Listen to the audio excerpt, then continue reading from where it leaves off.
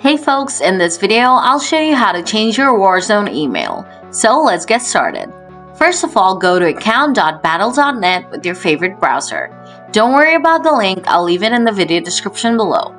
Next, type in your email and password info and log into your account if you haven't already. After logging in, you'll be taken to this page.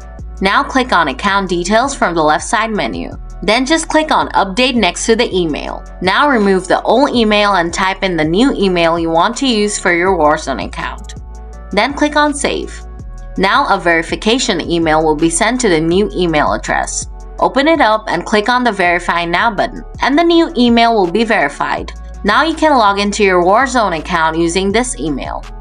So folks, that's how you change your email in Warzone. If the video helped you out, please hit the like button. And if you have any questions, feel free to leave them in the comments below and I'll get back to you soon.